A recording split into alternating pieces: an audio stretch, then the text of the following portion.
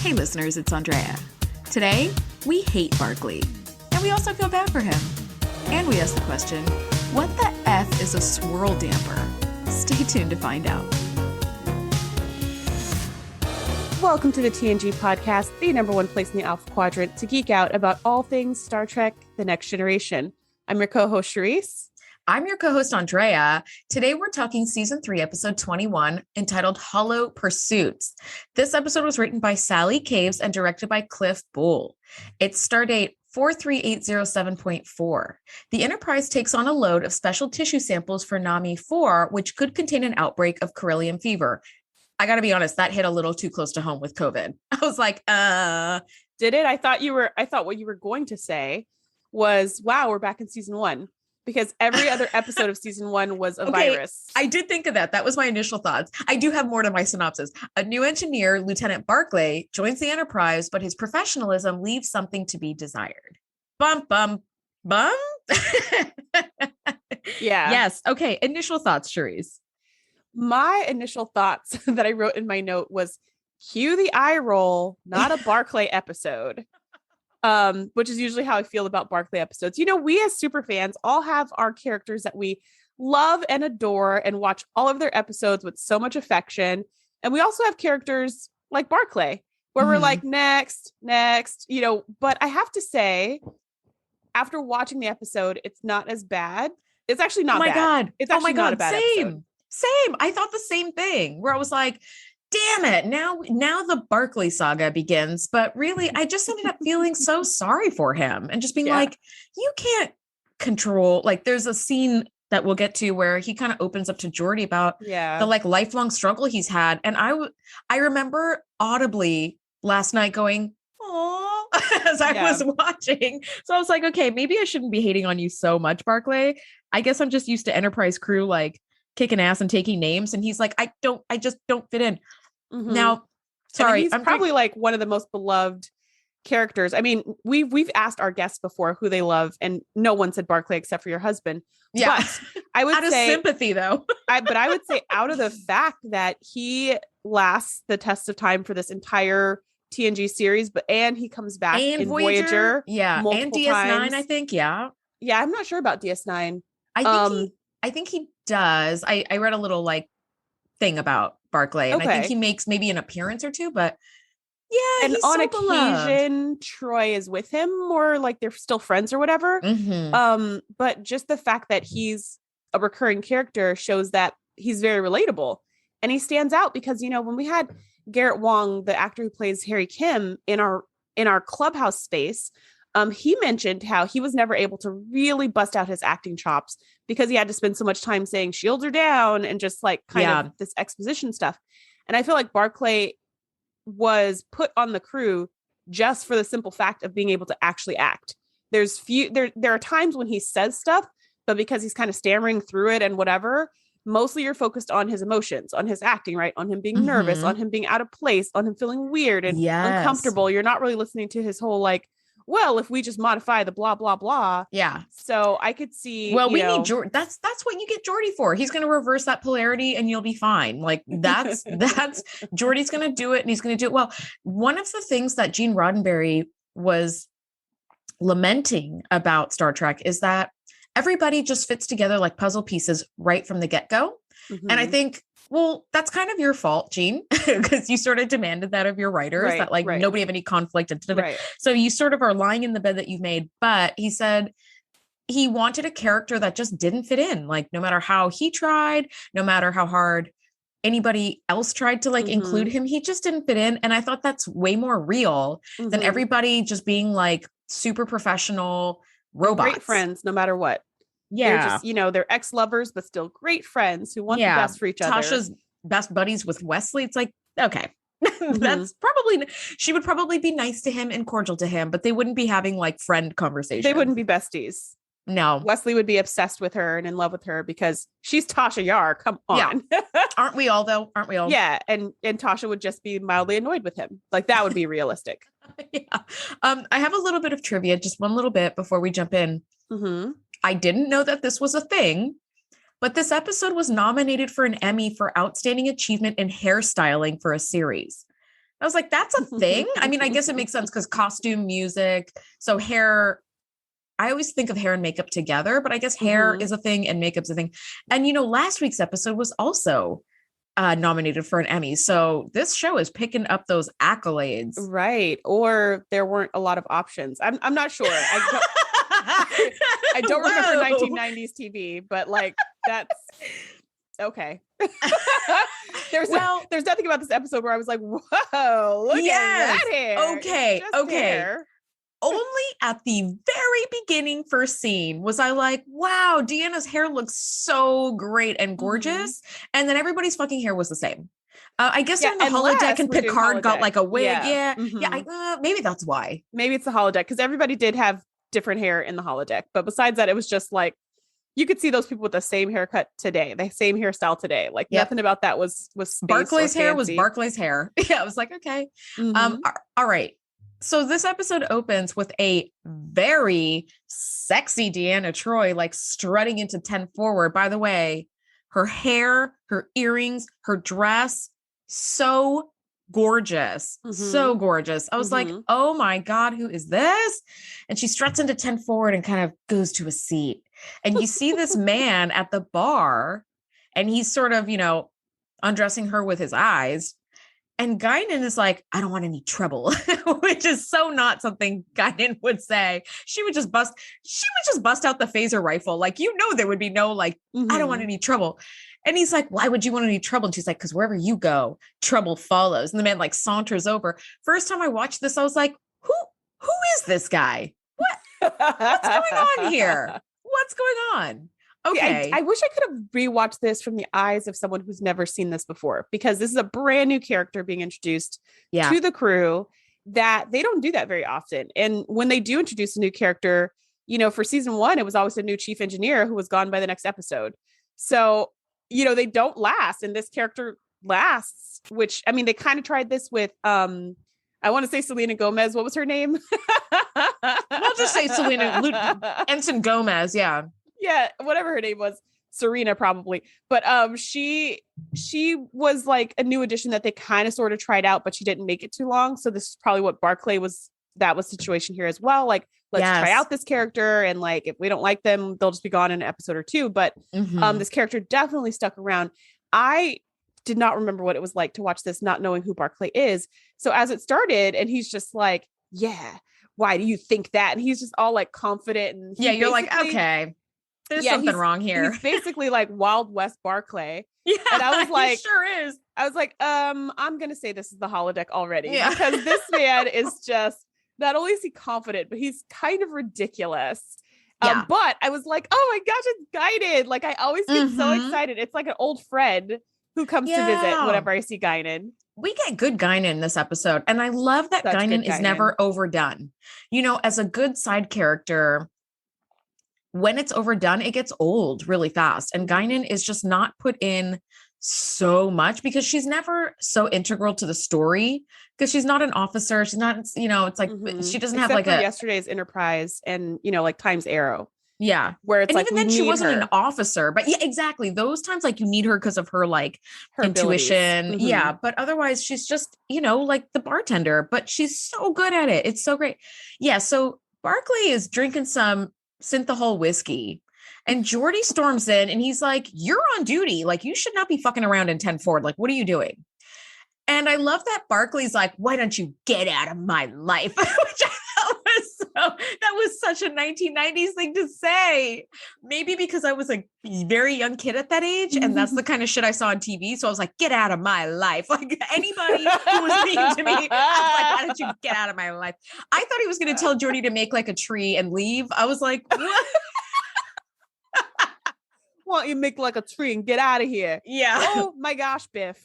That is not how you say that. Yes, that's what I was totally going to say. I was going to say, in the holodeck, Geordi would say it right, but in real life, he would say it wrong. Oh my gosh, that's hilarious. And he gives Geordi like the teeniest little shove, and Geordi is like, "Whoa!" and goes flying into a chair and topples over. So I was like, all right, something's wrong. He shoves him with like his fingertip, right? Like, it's not even all the fingers. It's like 4 fingers. It's not even a palm. Yeah, it's like a 4-finger shove. And Riker goes flying across the room. Flying. falls into the ground. He's like all underneath Humbles the table. over a chair. Oh my gosh. And you're And like, of course, huh. Yeah, Riker's like, this is insubordination. But seeing that happen to Geordi still felt like maybe this could be real, right? Because Geordi, this has happened to Geordi before, where he got shot up by the Pac-Leds or just tossed around by the, inside of the turbo lift because of some electricity monster. Or like when he got knocked out by Data's grandpa, who was just like knocking people out left and right. I mean, Data's like, Geordi's always getting his butt handed to him. So you're kind of like, that could be true. That could be true, right? But then Riker's standing by and he's like, hey, you can't do that to my friend. Yes. And notice that Barclay stands up and faces Riker, and he's the exact same height as Riker because it's the holodeck and he could be whatever he wants. Whatever height he wants, yeah. Yeah. And I was like, is Barclay as tall as Riker? And he puts Riker in a chokehold and he's like, if the captain wants to come see me, tell him he can come find me himself. Of course, he shoves Riker aside and Riker's like, struggling to catch his breath. Geordi does the most hilarious, like sideways run out of 10 forward, to the side and runs out the hallway. No one called security at any point. Nothing. They're just like, I mean, Guinan's just sitting there sipping her cocktails, just like, I knew there would be trouble. I told you I didn't want trouble. And yes. Like, what is going on right now? Yes. Okay. And for me though, because I knew it was Barclay and it was the holodeck, I was just like, wow, this character is actually a lot more interesting than Barclay himself. Yeah, I just thought, like, what would the ship be like if Barclay was this guy? Like, obviously, he couldn't be on the cast for too long. He would be like a one episode kind of dude, but he would be like the outrageous Okana. I was just about to say that. Oh, super fans! I was just about to say that when you said it. I was like, wait a minute, I know what that would be like because we've seen it. Yeah, and it's super douchey. But Okana, so I'm glad they didn't go that way. Okana was very cavalier, but very charismatic and liked by a lot of people. Like he was very roguish and charming. This Barclay is just an arrogant dick. So it's like, meh. But while all this is happening, Deanna and her sexy blue dress are watching this. And she is like the epitome of 1990 turned on woman written by men. She's licking her lips. She's like heaving her breasts a little bit over. Crossing and uncrossing her legs. I was like, okay. Barclay then leans into her with the most intense lunge I have ever seen in my life. Did you notice that? All this time I thought he sat down next to her and leaned in, and he just threw out a leg and did like a runner's lunge right into her face. And runner's lunges are hard. These actors are in some good freaking shape to fit in those costumes. They have to be. Okay, when I was in college, I took a fencing class because I love like physical activity, and it was super fun and I learned a lot, and the lunges were like the best part because you like lunge and you get your little foil in like further, into your opponent's face. But like, I tell you what, my legs were so sore. I was like looking at that lunge that Barclay did and I was like, woof, that's a fencing lunge right there. I was like, go Barclay. Yeah, no kidding. And he did that lunge for a while for that scene, like a solid, couple minutes, but to film, 2-3 minutes of film, that could be like 2-3 hours of recording. So good on him. But he leans into Troy, who's just like, wow, you're amazing. And Troy says she can feel his confidence and his arrogant resolve. And I was like, what the F? And then she followed that with, it excites me. No, girl. False. So this is what I thought was interesting about that is I was like, wow, okay, so this is how Barclay sees women. Maybe just Troy, but probably all women. That what they really want is the literal opposite of him, but in all the bad ways.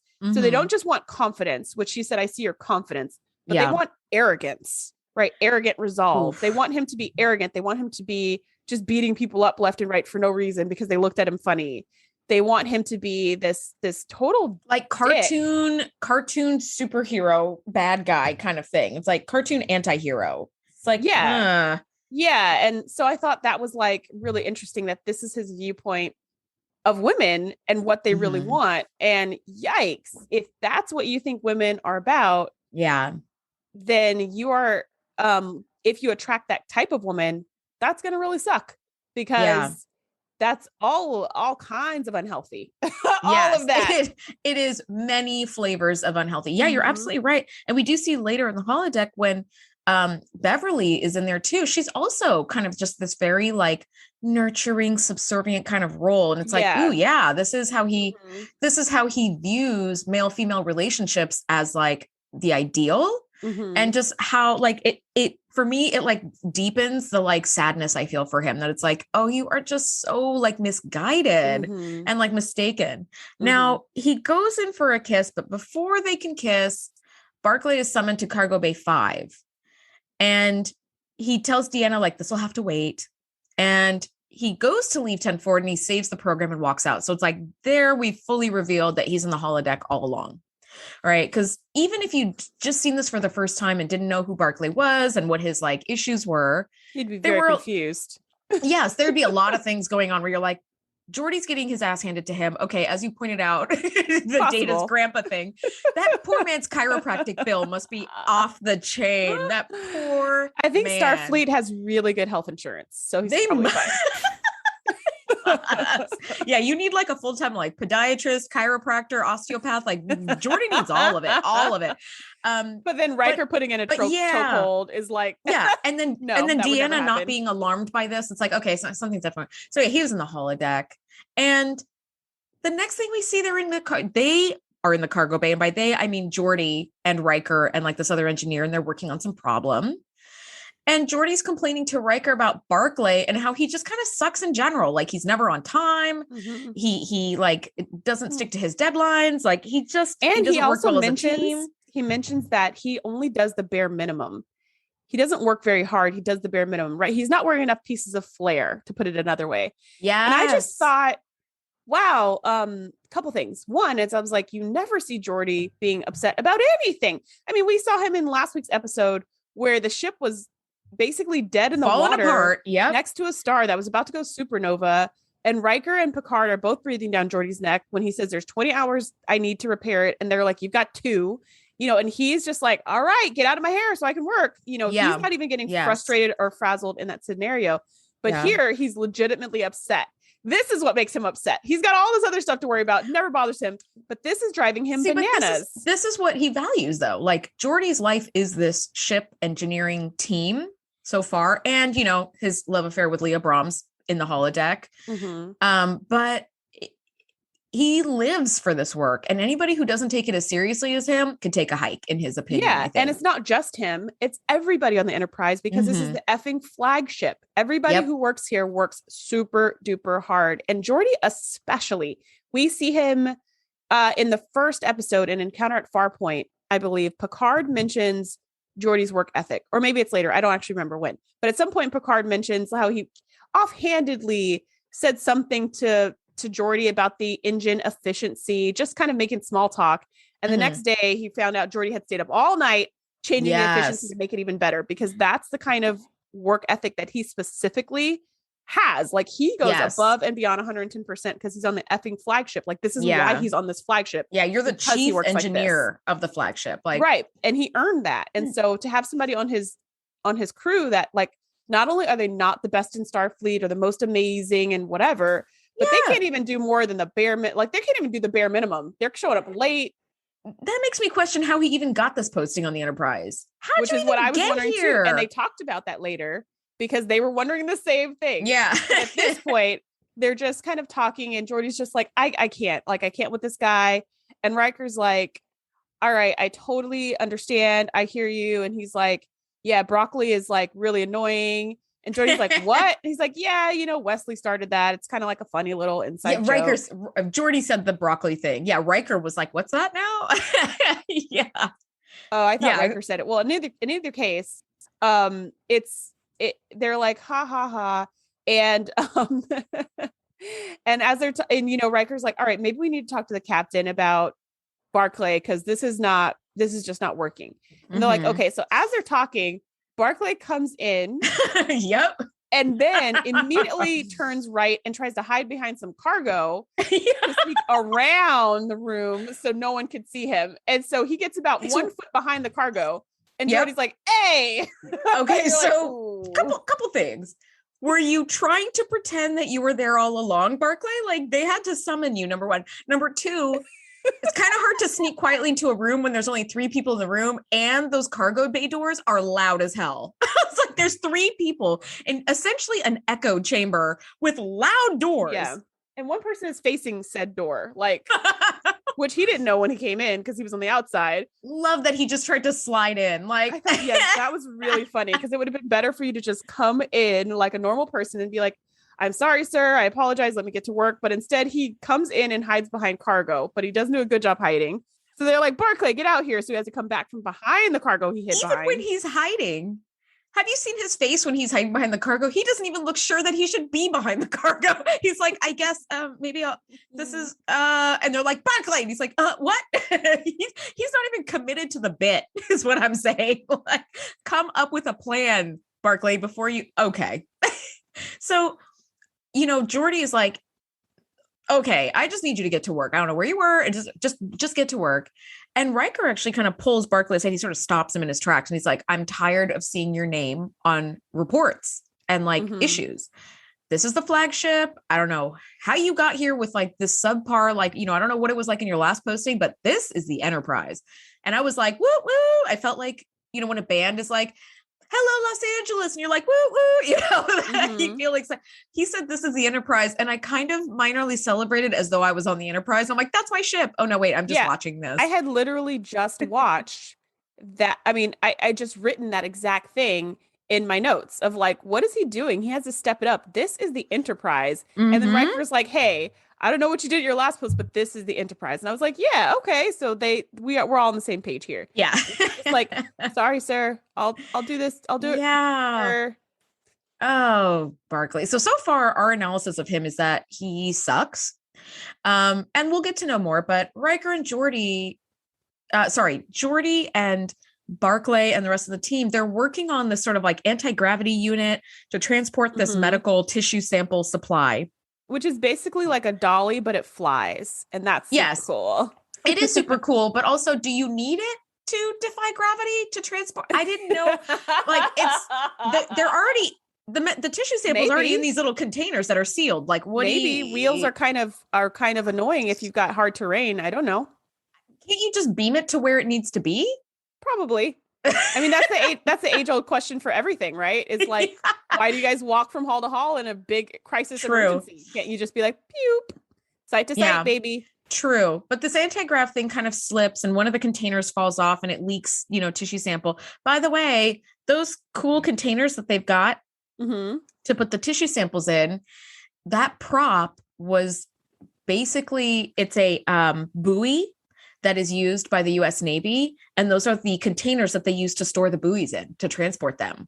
It never occurred to me that buoys were stored in containers. That's what I thought. I was like, aren't they just kind of, I don't know, packaged up in somewhere? But yeah, I guess so. Cause it's very sensitive equipment, like all these like different gauges to detect all these different things, that whatever the buoys are detecting. So it's sensitive equipment. So it needs to be carried. How they got something from the US Navy, I don't know. But I was like, that's pretty cool. It's maybe they were fans of the show. Yeah, maybe.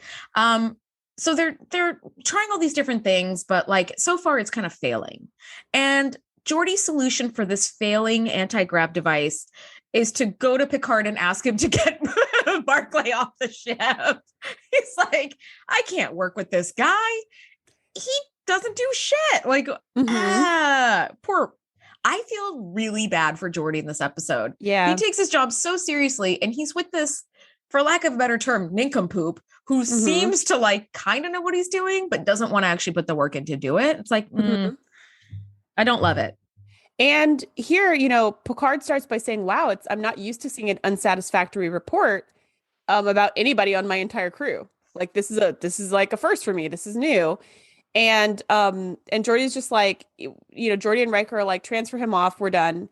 And Picard's like, it's really easy to transfer a problem. Like, it's a little bit too easy. I'm going to need you to just try harder instead, because this is what it means to be a leader. And Riker says, maybe in Picard saying he's got all these great recommendations and commendations and all this stuff from all the other ships.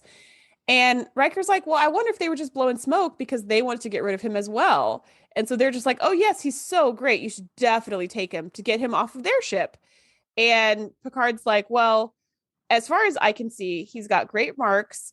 And Geordi, you just need to step it up as a leader. So that's going to be what I'm ordering you to do. Become his best friend, get to know him and help him. And Jordy was like, best friend. Yeah, that's a bit far, sir. Also, let's not hurt Data's feelings. Also, when is Picard taking this advice? He was super annoyed at Wesley. He was like, I don't like kids. Get off my bridge. He wasn't like, but I want to see your potential, until the Traveler said his potential. Like, you need to see his potential, right?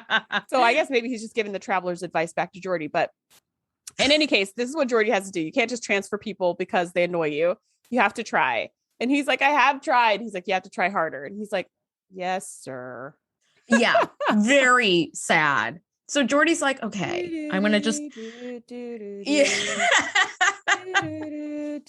So he walks out with his head down. With the sad Charlie Brown music. Yes. And then invites Barclay to his senior staff briefing to be like, I am extending this olive branch. And Barclay's just like, why? Why are you inviting me? Am I supposed to present? Why do I have to be there? You know, he's like, no, you just come. You don't have to present anything. You know what? And I really appreciate Barclay in this point of being like, what do I have to do? Because I've been in that situation many, many times where I'm invited to meetings that I was not scheduled to be at.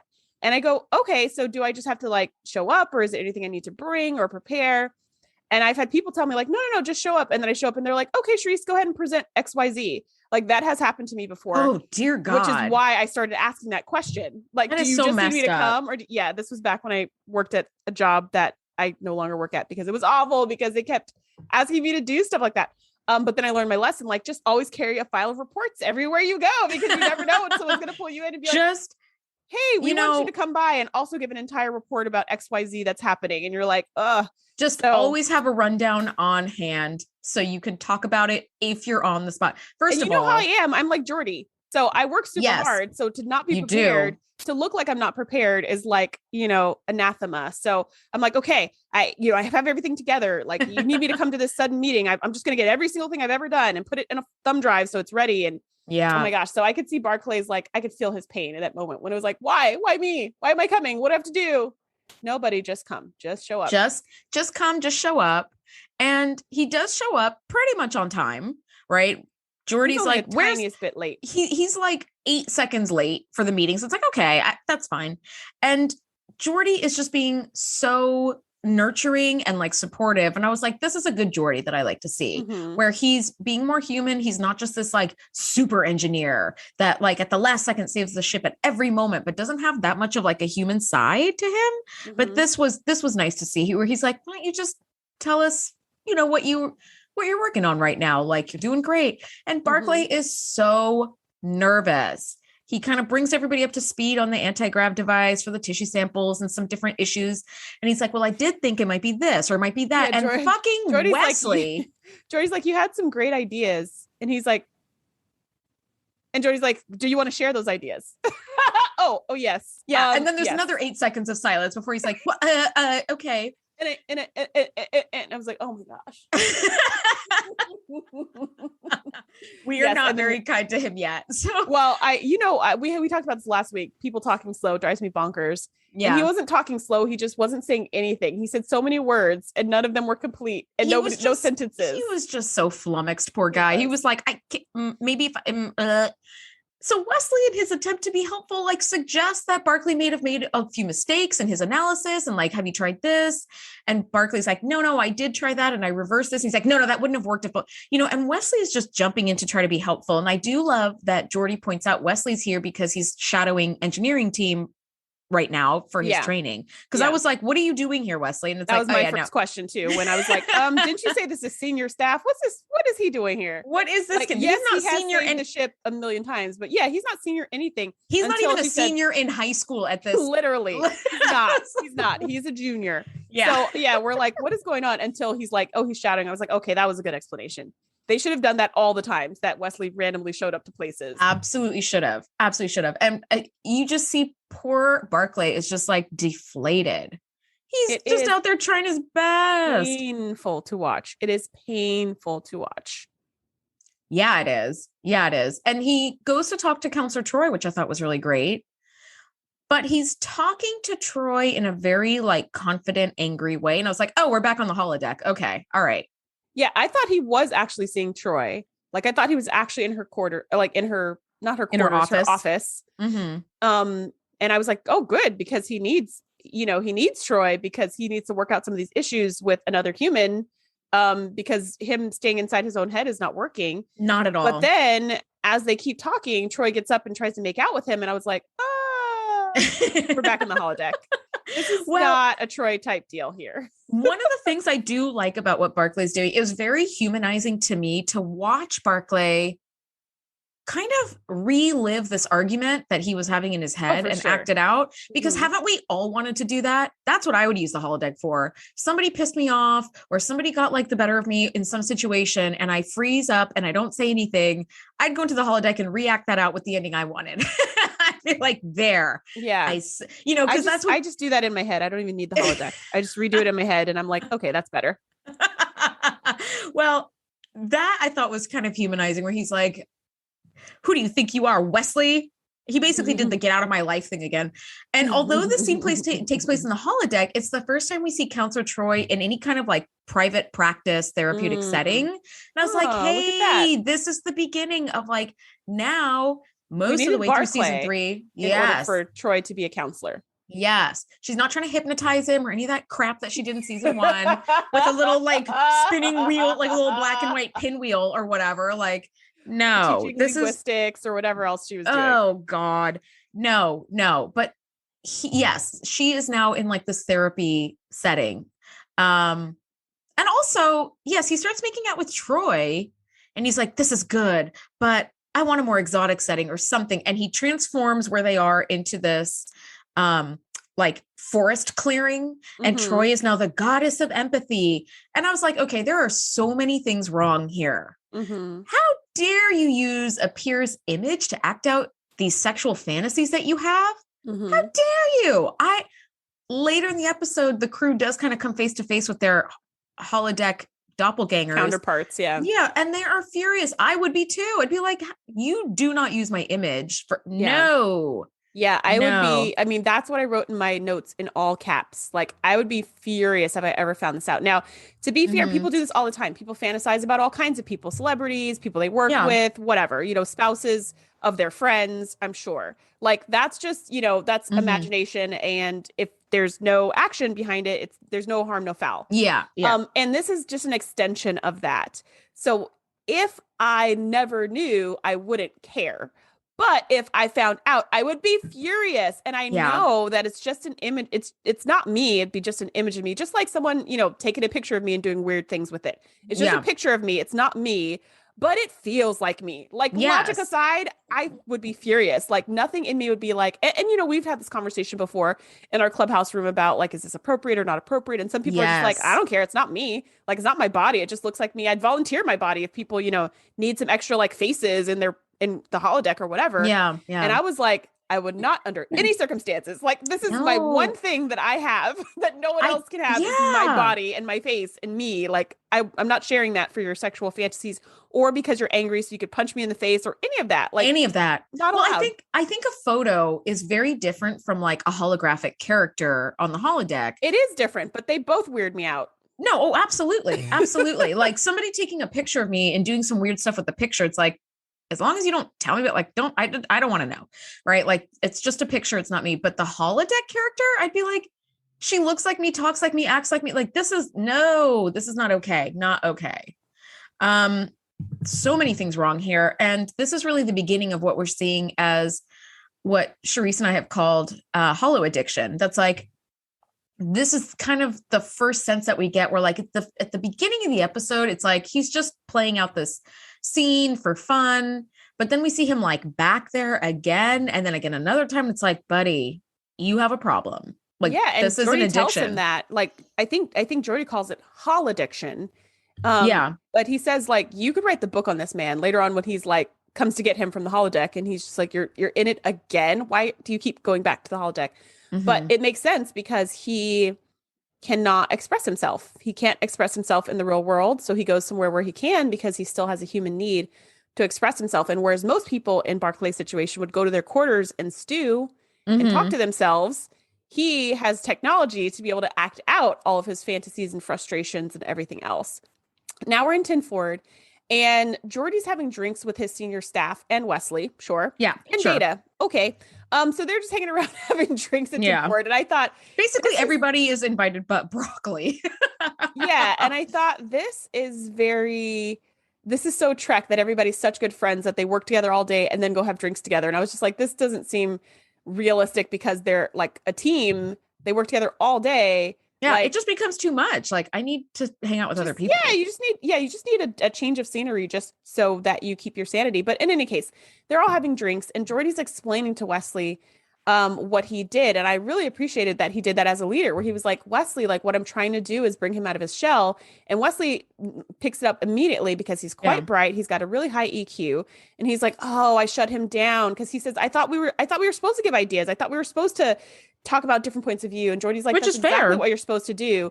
But specifically with Barclay, I was trying to get his ideas out of him. And Wes is like, oh, I shut him down. I totally blocked him. I feel really bad about that. And then he calls him Broccoli. And then, they're all kind of going around saying, oh, poor Broccoli. That does suck for Broccoli. Man, it must be really hard for Broccoli. So they are empathizing with him, but also making fun of him at the same time. Yes. And Data picks up on that. And he's just like, I love his response in this moment. Yeah, he's a little confused because he's like, why are we calling him something that's not his name? I don't understand that. And Wesley's like, oh, come on, it's a nickname. And Data's like, but a nickname is something that friends do because it shows like closeness. This is using it. Yeah, affection. This is using a name that derides him. So is it really a nickname? I loved that. Yeah, I loved that because he was like, yeah, it denotes affection and something between friends that you can do in not behind their backs. And I love that because I was like, yeah, you guys are being mean girls. Like you're being mean girls. And they totally are. And Geordi's like, you know what? That nickname stops right now. It's the captain's orders. Because earlier when he went to complain to the captain, they called him Broccoli again. And they were like, oh, it's a nickname that Wesley came up with and it kind of stuck. And Picard was like, well, let's get that unstuck right now. Yes. I love that he says unstuck. Yeah. Get that unstuck right now. I was like, oh, yep. And I've actually heard leaders do that before where they've come in and just brought the hammer and be like, no, we're not doing that. We're not treating somebody that way. And I just so appreciate it. They were being so mean. It's just, that's not kind. It's just unkind. Yeah. Because they were annoyed. But they didn't have to make fun of him as a group. Definitely. No, not as a group. No. Now, as this is happening, one of the engineers lifts his glass. Yeah, Duffy lifts his glass. And the glass is like leaking out of the bottom. And he's like, what the hell? And then the glass, I don't know if you noticed, but it's like warped around where his fingers were. So on one side, there was like a thumbprint and then his fingerprints on the other side. And they're like, retro, right? Take that glass to engineering. And they're like, it seems like some unchecked kind of like a radiation or power source or some unknown power source has melted it. Yeah, has melted in the shape glass. Of the handprint. Yes. And I love that we get this little tidbit of information about the ship. Geordi's like, oh God, now I have to like analyze this problem. I'm going to have to check all 4,000 power systems aboard the Enterprise. I do not think he was exaggerating. He wasn't trying to be like, I have to look at like 1 million files. He was like, all 4,000 need to be checked now. I was like, dang, you guys have 4,000 power systems aboard the Enterprise? Holy crap. I mean, to make a ship fly in space at warp power and also feed people with replicators and also have like water reclamation and who the heck knows what. And Geordi's in charge of all of it. That's so dope. Yes. Go Geordi. Go Geordi. Yeah. Him and his team of 4. I know, seriously. Plus Barclay, who like hardly works at all. So who's basically like a handicap for Geordi. He's like, now I have to work double time because fucking Barclay. But now suddenly this glass that's melty appears in Picard's hand where he like snatches it out of like Geordi's hand. And it's like, oh, now they're on the bridge. And Barclay's like, well, I could check the system and hopefully I can reroute the blah, blah, blah. And Captain says, very good. I look forward to your report, Mr. Broccoli. And then it's just dead. Yeah, he's like, Mr. Broccoli, Barclay. Yeah, he's like, Mr. Broccoli, Barclay. Yeah. And poor Barclay's just like, okay, I'm going to go now. And I would be surprised if he even picked up on it or noticed, because he already thinks nobody even knows who he is, or if they do know, they don't like him. So I feel like he's just like, was just so uncomfortable being on the bridge. All he was thinking is like, get away, get away. You know, he wasn't even present enough to be offended. But you see everybody else around Picard like kind of smirk, because they're like, you're the one who said not to use that nickname, and now you you're told using us the to nickname. unstick it. Yep, and you got it stuck. And Data starts to explain away why Picard accidentally made this mistake. And it's just hilarious. Like, I laughed out loud how Data's like, oh, that was so quite usual to transmute the O to a U and blah, blah, blah. And Picard just looks at him, and then Data like stops talking and looks over at the panel and gets really interested in whatever's going on. Yes. That to me was so great, because this was exactly what you do when you embarrass yourself, where you're like, I'm going to suddenly become very interested in tying my shoes or whatever I'm doing. I was like, oh, Data's gaining his humanity chips like a little bit at a time. Seriously. It was pretty funny, trying to be helpful. And then immediately is like, oh, this panel needs a lot of attention. Yeah, let me just look over here and stop talking right now, which is so not Data in season 1, because in season 1, Data just rattles off facts like ad nauseum until people says, stop him. Yeah, until he gets stopped. But here he was like, I thought that was great. So in the next scene, we see Geordi back in 10 Forward, and he's having a drink because he's trying to relax, and also Barclay's still driving him crazy, and he's talking to Guinan. The real ship's counselor. And I don't know what he's expecting. I think he's expecting Guinan to be like, yep, just like everybody else he's talked to. He expects him to be like, yep, Barclay's the worst. He sucks. Why is he here? He should be transferred. And Guinan does none of that, because she never does that. And she will never do that. That's not her style. She's not a mean girl. No. So he's just like, you know, and I noticed that Geordi said that Barclay's now his problem. And earlier he told his senior staff that Barclay's his project. And I was like, at no point is he thinking of Barclay as a person. Yes. It's his problem and his project. Yeah. And he's just like, you know, he just does not fit in. And Guinan says, you know what? The whole idea of fitting in repels me completely. And it was like, yep, that sounds like Guinan. Like, Guinan's just not having it. I love that. She's not having it. She's not. Okay.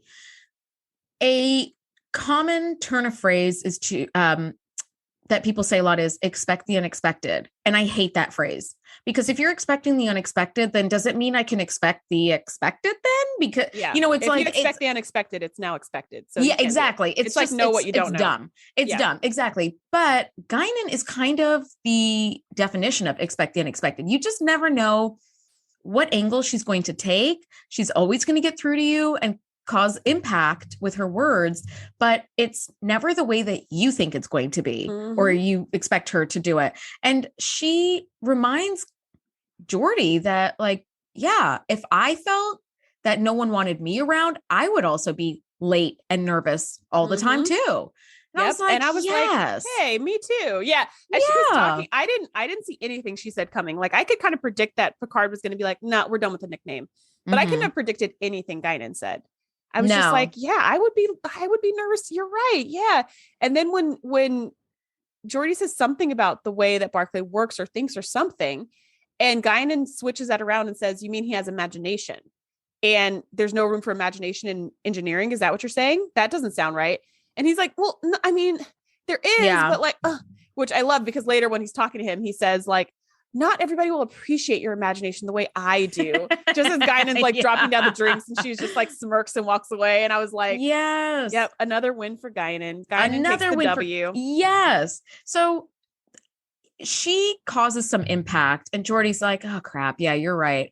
So he locates Barclay. And she just leaves too. I love that. She just like drops the mic and she's like, excuse me. And just leaves, and you're like, yes. Okay. You know you're in trouble, Geordi.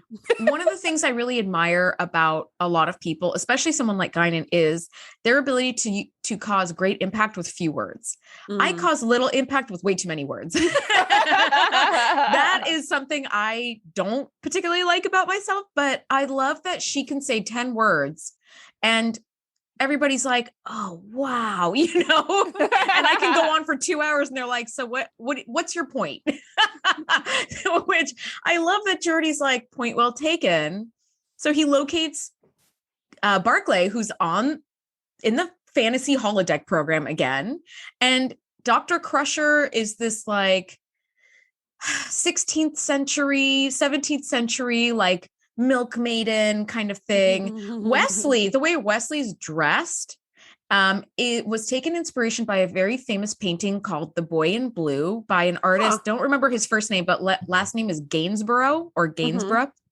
And they basically made that costume exactly like Boy in Blue, the Boy in Blue painting. And I love that he's eating a pie and he sees Jordan. He's like, what do you want? That's really great.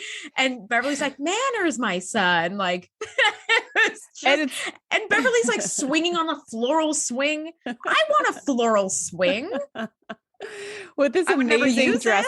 I love those dresses. As a seamstress myself, I can tell you a dress like that takes probably at least 10 yards of fabric, which, to give you some idea, you can make a t-shirt out of half of a yard of fabric. Oh, I didn't know that. 10 yards of fabric is just like mountains and mountains and mountains of fabric that's needed to make all that stuff under the dress to make it so fluffy.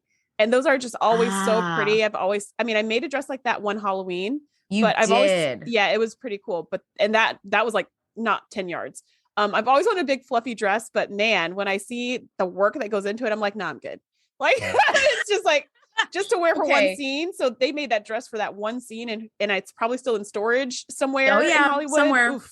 Yeah, no, it's incredible work. And also, by the way, listeners, Shereese has taught herself to make clothes, and so quickly and so beautifully. She's made me a dress, and the only measurements she got from me was I just gave her like a fitted tee that I had. And she was like, cool, that's all I need. And made me like a whole floor length dress, which was amazing. I forgot about that. Yeah. And then when I was rock climbing all the time, Shereese made me a chalk bag for my climbing chalk. That's R2D2 print. It's amazing. Shereese, to this day, and now I've gone to the climbing gym twice since COVID started. And I was like, even post like vaccination, it was like, yeah, it doesn't really feel safe yet. So I'll come back another time. But people are like, oh, you're the R2D2. That is the coolest bag. I'm like, yeah, my friend made it. Like, it's oh my God. It's so and I think we need to post your Doctor Who Halloween costume. Yeah. Up on our Instagram costume. I sure do. Okay. It's actually you and me. I was at your house. Hermione Granger. I remember that. So it's very not sci-fi, but Shereese made her costume, and you were like, what were you like? You were like, you were the TARDIS. TARDIS. Yeah. You're the TARDIS, but like Victorian era TARDIS. It was just so freaking cool. Like, we're putting that up there.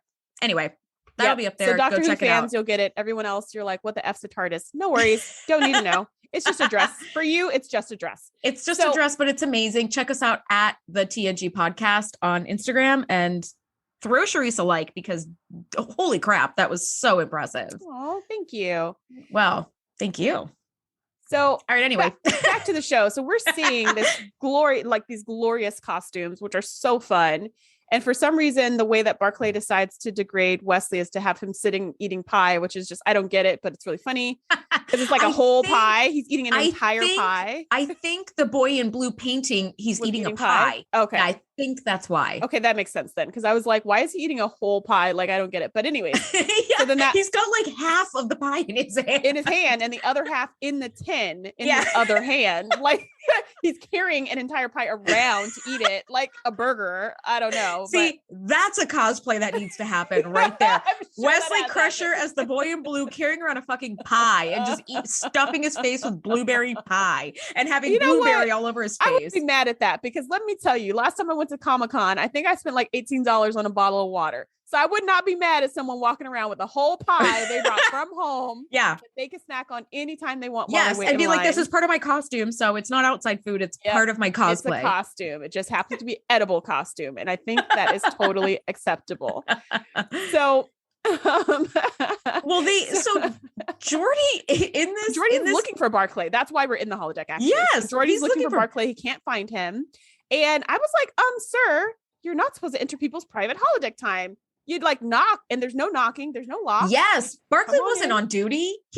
Jordy just happened to go over there to like look for him, to try to like be nice to him. So you just busted in on somebody's fantasy. Although I got to be honest, if I walked in on this holodeck program and saw my my holographic version of myself getting my ass handed to me in a fencing match, I'd be like, what the heck? You know what? First of all, what's going on? And second of all, how dare you? less upset if it was me in losing a fencing match Yeah, than if that's I was true. the goddess of empathy here to spread love and sex. Like, Yeah, that would be like, because that's so not me. Neither is a fencer, but at least that's like non-sexualizing, turning me into some plaything for your, it's true. Instead, it's like a different type of violation that I would be a lot less mad at, but still mad. Because I'd be like, what the F? You have a freaking holodeck. You can create any people in the whole world, in the universe, aliens, anything, but you chose me. You chose me because you wanted to humiliate me. And that's what would be like, so that would piss me off. Stuff we need to talk about. Yeah. Jordy though, he really is super cool about it. And I actually do, like, I really admired the way he handled it. And I was like, I wouldn't have handled it that way, but that's also because I'm a woman and he would have used me as his like sex doll. Yeah, he sure would have. He wouldn't have just like tried to, humiliate me in a fight. He 100% would have. But Jordy sees like what's going on. And you see this whole like fencing match going on between Barclay and the Three Musketeers, which are Data, Picard, and Jordy. And now they all have British accents for some strange reason. And Barclay's accent, the Three Musketeers is British. Sure, but this is also the holodeck. Yeah. And Barclay is not British, but he's got an accent and he's still wearing his uniform. He's not in costume. Yeah. Why didn't you just get in costume? Like, you talk about wanting to like disappear into a fantasy world. Like, really do it right. And like, get yourself a holodeck. So for me, the British accents, I was like, I don't get it. Like, I get that Three Musketeers, but I don't get this put together. Similar to the pie, where I'm just like, why the pie? But anyways, so Jordy's just like, and Picard's like, who's that behind you? And Barclay's like, I'm not gonna fall for that old trick. And then Jordy's like, him. And he's like, oh, somebody really is behind me. The and it's look my boss. On Barclay's face, that is the definition of dying on the inside. That face is like, you're shocked to see Jordy there.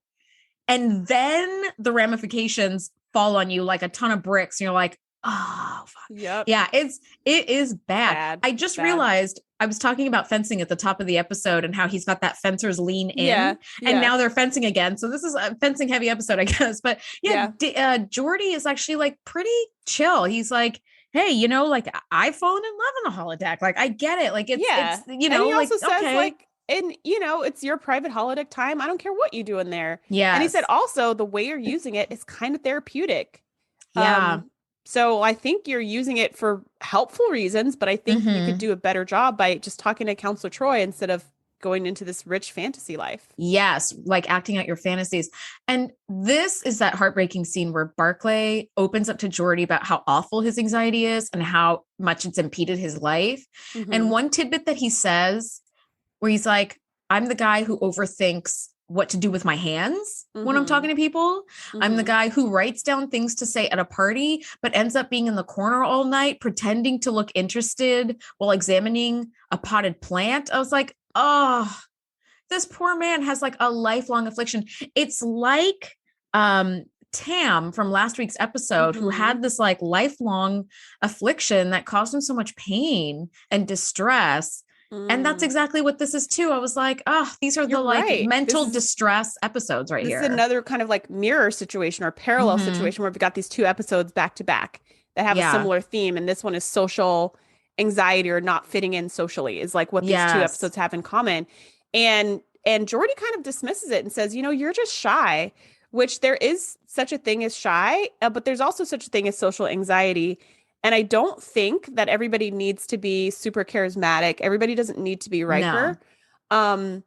But I also think that both shyness and social anxiety come from this fear of rejection, from this fear of people won't like me, so I don't know what to do or what to be or how to act so that people will like me. Yeah. And that's the opposite of confidence. Confidence is like, I don't care what people think. And it's a really hard line to cross. Sometimes it's a really big chasm. And Barclay already feels like nobody likes him. He knows nobody likes him.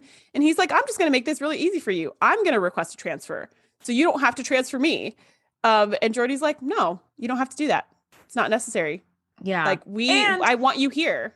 And Jordy shows exceptional compassion where he's like, nobody needs to know about this holodeck fantasy but you and me. Like, that's cool. Like, he's very discreet about it. And I thought that was great because in that like quote unquote senior staff meeting he's having in 10 Forward and they're all bitching about Barclay, he's just kind of spilling the beans about how annoyed everybody is at this man. But now he's like, it's fine, man. Like, just try to limit your time, like living out this fantasy, like go to Counselor Troy, get some counseling. I'm telling that as your friend and as your commanding officer. So it's, it's an order. So it's an order. Take care of your mental health. That's an order. Yeah. And Barclay goes to Counselor Troy. So now, not in the holodeck, but in real life, we see her for the first time in a therapeutic setting. And Barclay is trying to be chill, but he's so uncomfortable. So uncomfortable. Deanna, in her attempt to like chill him out, of course, not knowing that Barclay has this like massive sexual fantasy crush on her, she like dims the lights and sits close to him and touches his hand. And he's like, and like kind of freaks out. And she's like, breathe in through your nose and out through your mouth, which I used to teach yoga. And that is very powerful. It really calms your body down quickly. But he's like, okay, great. Got it.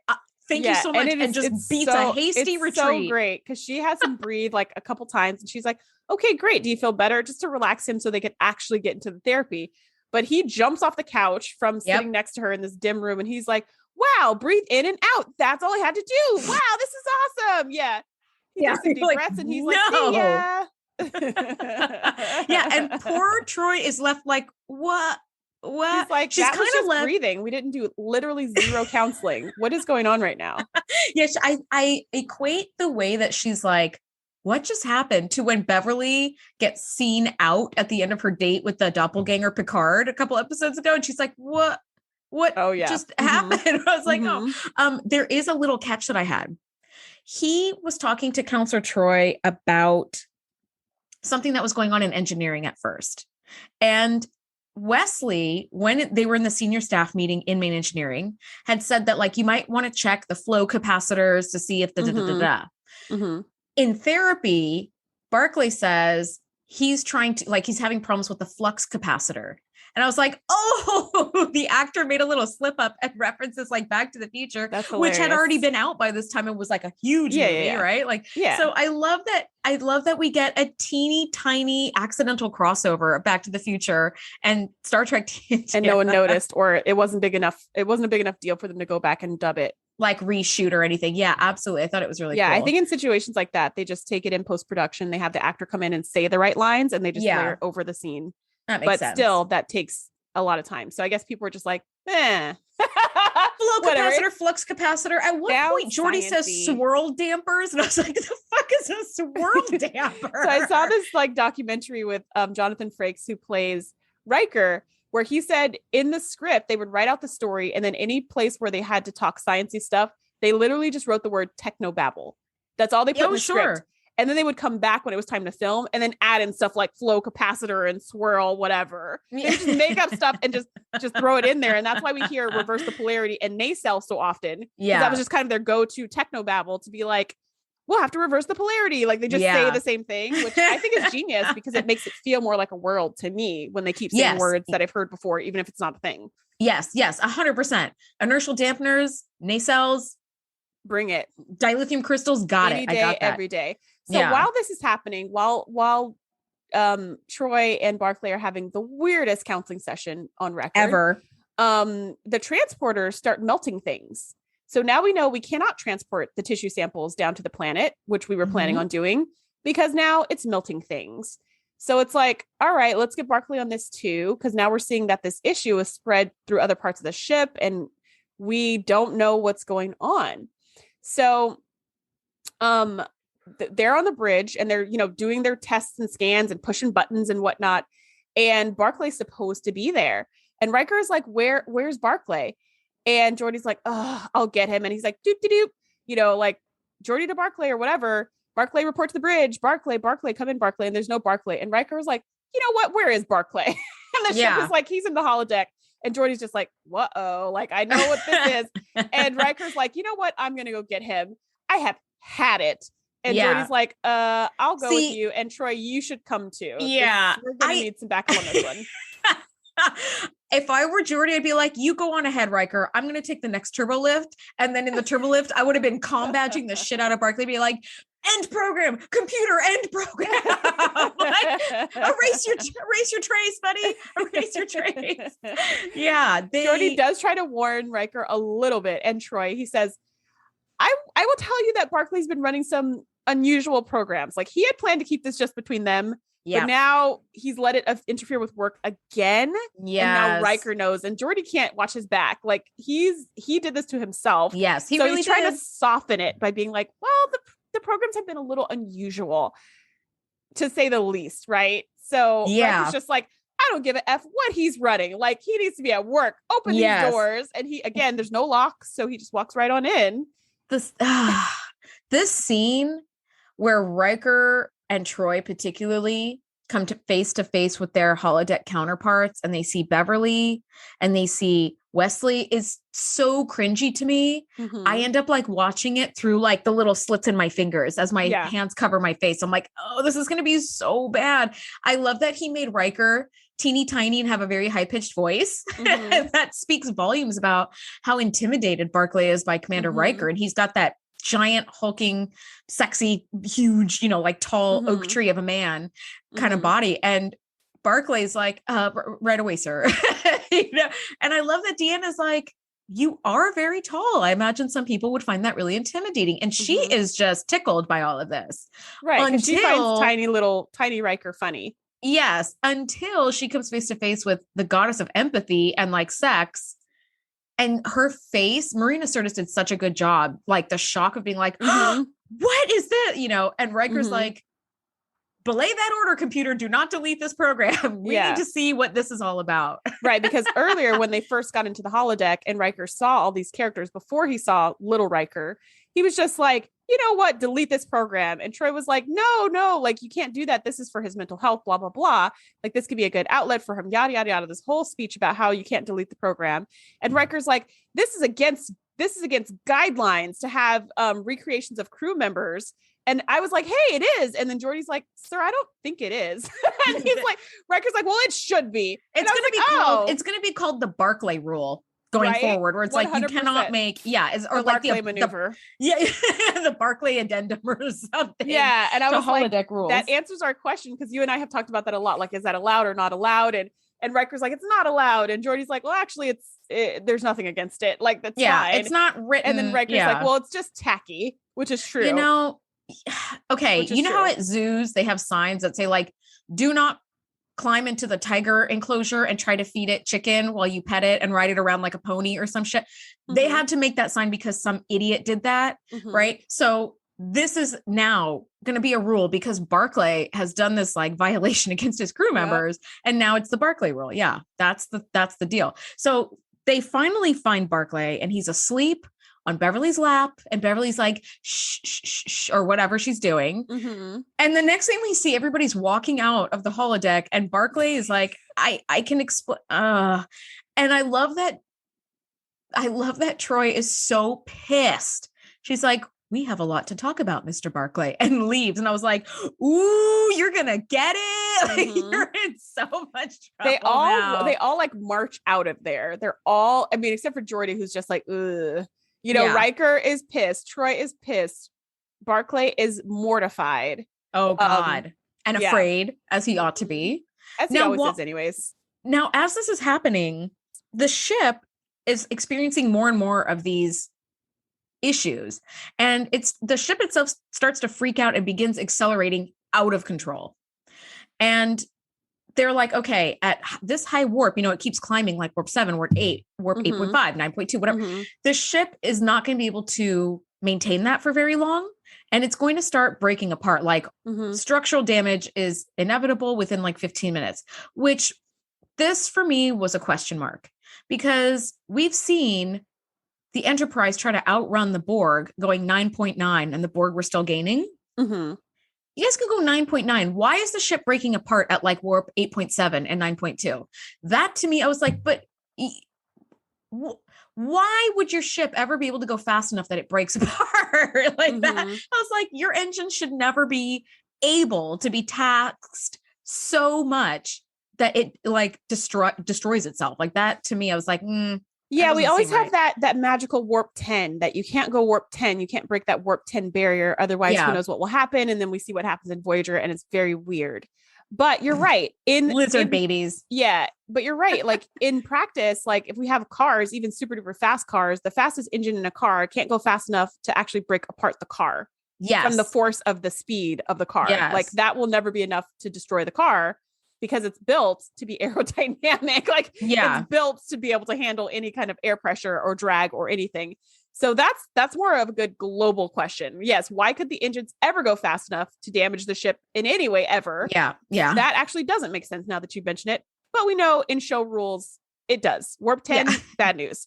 So they're creeping up to warp 10 and they're like, oh no, we can't go to warp 10. And it turns out the antimatter injectors have fused because we've been seeing this like unknown power source, just fusing stuff, melting stuff, doing weird things.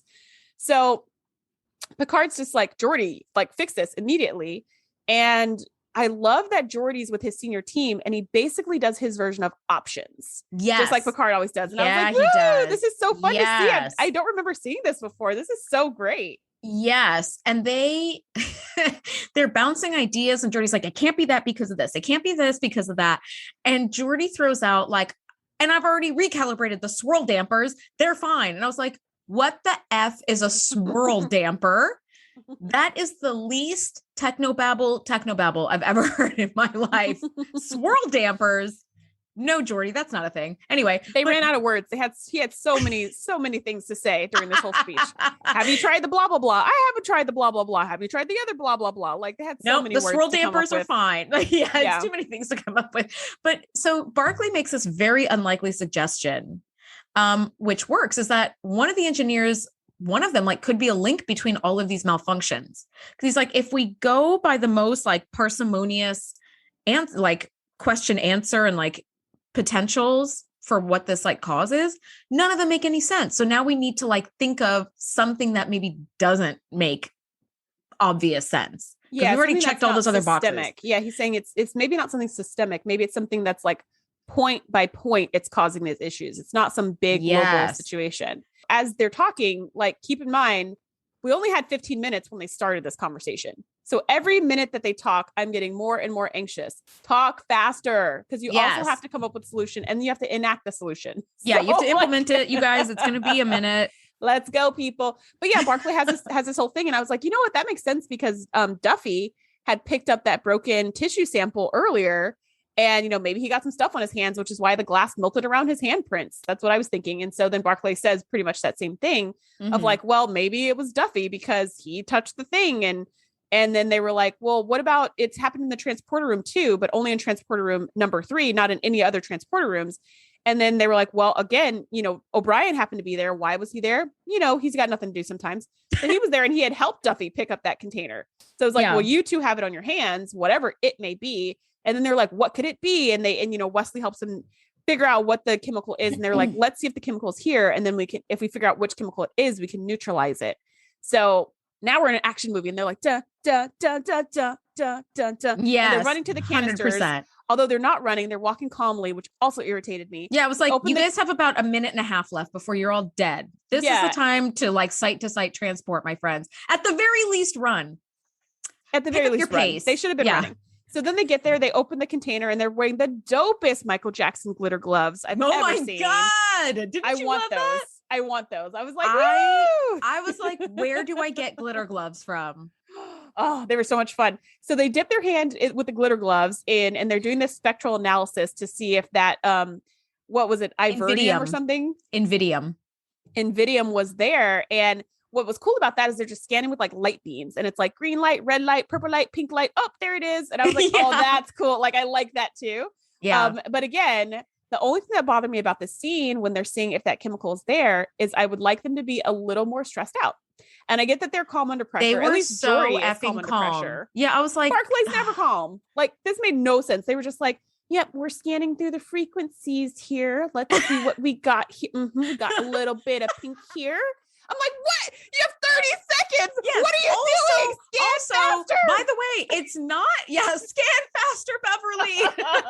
It's not as if they don't know how much time is left because the damn computer keeps like a countdown to their doom. They're like imminent structural failure in 16 seconds. Like, and they're like, pink light?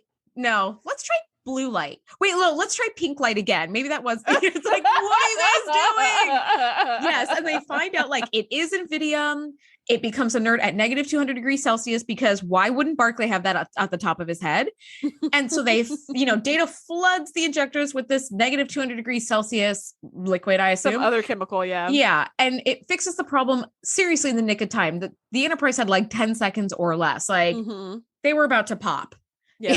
know? And they tried to do an emergency saucer separation, which they couldn't do because the plasma was being injected unevenly because the injectors were like all screwed up and that would have just torn the ship apart faster. So they're like, oh man, we can't even like save half the crew. Like we're all in this together. See, This is what I wonder. I have never heard in TNG the captain say all hands to escape pods. They don't have escape pods on that big ass ship. Wait, does he say it? Maybe in the movie. I feel like in some of the Star Trek movies we see escape pods, but not in TNG as a series. I don't think he said it yet. I can remember them saying it in Voyager and so I don't think he said it yet. So I don't know if it happens in TNG. We'll just keep watching to find out.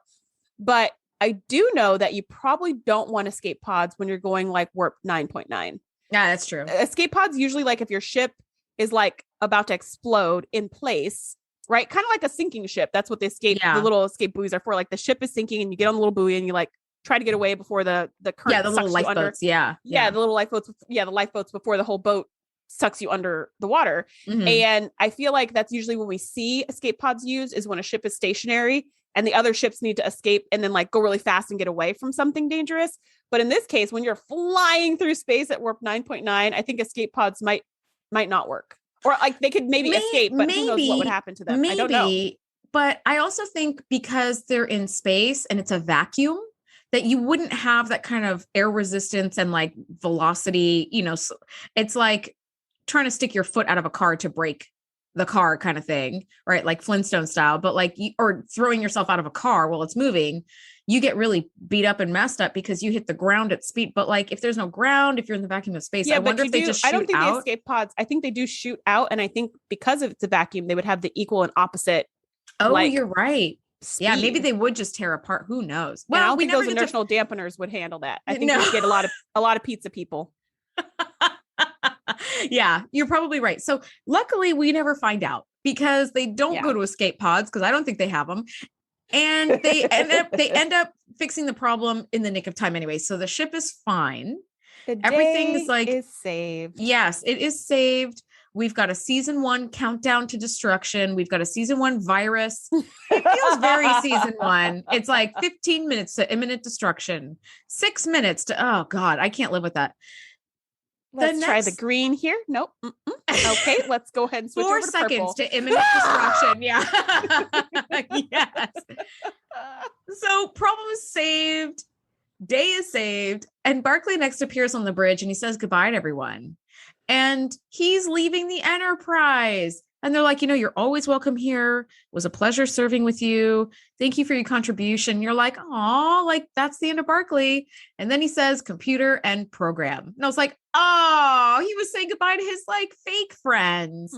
That's so sad. And it was really sweet. At another point in the episode, he had told Geordi, like, everybody that I create feels more real than the people in the real world, except for maybe you. And I was like, oh, that's because you're sort of a friend now. And like, you're the only friend on the whole ship of like 1,000 people. So now you're becoming more real than his holodeck friends because you actually engage with him. Yeah, and that was really heartbreaking. And then he said goodbye to all his fake friends so he can actually live in the real world. And and Geordi told him at the end when they saved the day, Geordi was like, I'm really glad you were here in the real world with us today. Like we needed you today. Yeah, it was really his idea. It was his idea that saved the day. Yeah, I thought it was really sad when he was saying goodbye to his like fake friends, but also it was sad, but like bittersweet because he's growing as a person. And he's like, okay, time to join the real world, which we find out later, never quite that successful, but we see him again. I actually really do like the Barclay episode, The Nth Degree, when he becomes like super smart. That's a fun one. That's a good one. But some of the others, I'm like, oh, Barclay's back. He's one of those people I feel really bad for, but also don't want to spend a lot of time with. Totally. Yep. Do you have any final thoughts on this episode, Shereese? Yeah, I think this episode's really interesting because it covers holoethics in the way, pretty much the only way that I'd be annoyed with holoethics is like using my own image to do anything. But I also have to say it was a really hard watch because I could feel all of his anxiety just kind of oozing through the screen. What about you? I mean, I agree with you. Yes, I did enjoy this episode a lot more than I thought I would, which is also a theme from last week too. I thought it was going to be terrible, and Tin Man was great. But yes, this actor does a wonderful job at like conveying his feelings, so that we do feel sorry for him. And when he lets us in on his struggle, you're like, oh my God, you poor thing. One thing I will note is I took public speaking and I was on debate and stuff like that in college because I'm a super nerd. But the speech and debate like teacher, she did say the number one fear that people have in general is public speaking. And the number two fear is death. And I was like, Jesus, when people are so afraid of public speaking that like you fear that more than death. So that's there's Barclay. No rejection in death. Yeah, that's true. It just happens. But yeah, it's absolutely like so sad, but I think it's really great to see like a very human character that isn't just like right away, sir. Yes, sir. I have brilliant ideas every 4 seconds. Like he's somebody who doesn't fit in, but don't we all not fit in? Yep. A lot of times, like, that's kind of sad. But next week we're talking season 3, episode 22, The Most Toys, which Shereese, I think that's one of your faves. It's definitely one of my faves. I'm super excited about that. Yay, that's a fun episode. Followed by like one of my least faves. So, boo. So we'll have a great episode next week. All right. Thanks guys so much for listening. We'll see you next week. Bye, everybody. Thanks for geeking out with us. Be sure to join the crew at thetngpodcast.com to be the first to know when we do our live shows or host events exclusively for our members. We'll see you next time.